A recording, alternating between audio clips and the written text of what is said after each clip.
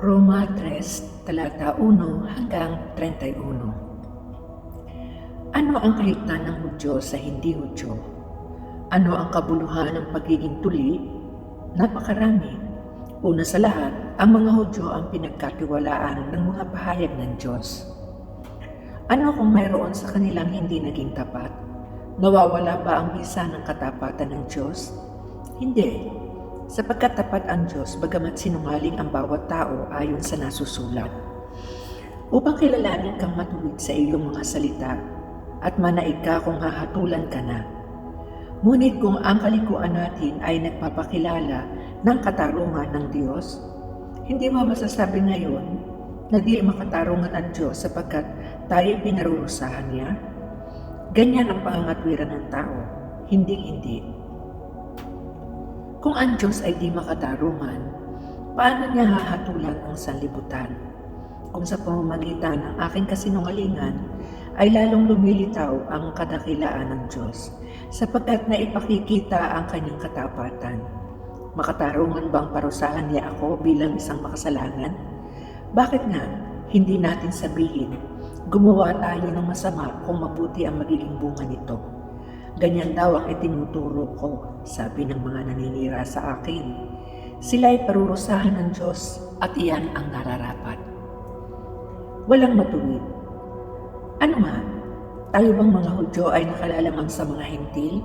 Hindi, sapagkat napatunayan namin na nasa ilalim ng kapangyarihan ng kasalanan ang lahat ng tao, maging Hudyo o Griego. Ayon sa nasusulat, walang matuwid, wala kahit isa. Walang nakauunawa, walang humahanap sa Diyos. Ang lahat ng lumihis ng landas at nagpakasama, walang gumagawa ng mabuti, wala kahit isa. Ang lalamunan nila ay tulad ng libingang bukas. Ang kanilang mga labi ginagamit sa pandaraya. Dila nila ay makamandag na parang ulupong. Puno ng panunungayaw at masasakit na salita ang kanilang bibig. Matulit ang kanilang mga paa sa pagbububo ng dugo. Parang dinaanan ng salot ang kanilang madaanan. Hindi nila alam ang daan ng kapayapaan. Ang pagkatakot sa Diyos ay walang pitak sa kanilang puso. Ngayon nalalaman natin na ang anumang sinasabi ng kautusan ay sinasabi sa mga nasasaklaw nito upang walang maidahilan ng sinuman at managot ang lahat sa paghuhukom ng Diyos. Sapagkat ang pagpapawalang sala ng Diyos sa mga tao ay hindi dahil sa mga gawa ayon sa kautusan. Yamang nakikilala ng tao ang kasalanan sa pamamagitan ng kautusan. Ang pagpapawalang sala ng Diyos sa tao. Ngunit tayo nahayag na ang pagpapawalang sala ng Diyos sa mga tao. Ito'y hindi sa pamamagitan ng batas, bagamat ito'y pinatutuhanan ng kautusan at ng mga propeta.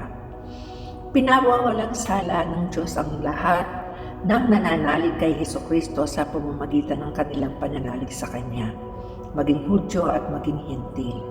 Sapagkat ang lahat ay nagkasala at walang sinumang karapat-dapat sa paningin ng Diyos. Gayunman, dahil sa Kanyang kagandahang loob ay pinawalang sala sila sa pamamagitan ni Kristo Jesus na nagpalaya sa kanila. Siya ang itinakda ng Diyos na maging handog upang sa pagbububo ng Kanyang dugo ay maipatawad ang kasalanan ng tao sa pamamagitan ng pananalig sa Kanya. Ginawa ito ng Diyos upang ipakilalang siya ay matuwid, sapagkat noong una, nagtitimpi siya at ipinagpaumanhin ang mga kasalanang nagawa ng mga tao. At sa ngayon, pinapawalang sala niya ang mga nananalig kay Jesus upang patunayang siya ay matuwid. Ano ngayon ang ating ipagmamalaki? Wala. Bakit? Dahil lamang ba sa hindi natin pagkatupad sa kautusan? Hindi. Kung hindi dahil din sa ating pananalig kay Kristo.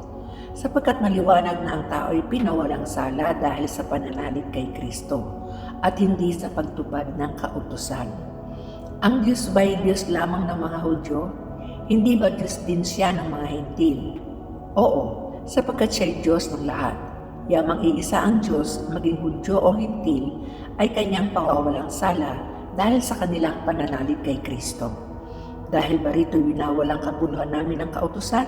Hindi. Amin pang ang pinahahalagahan. Ang salita ng Diyos.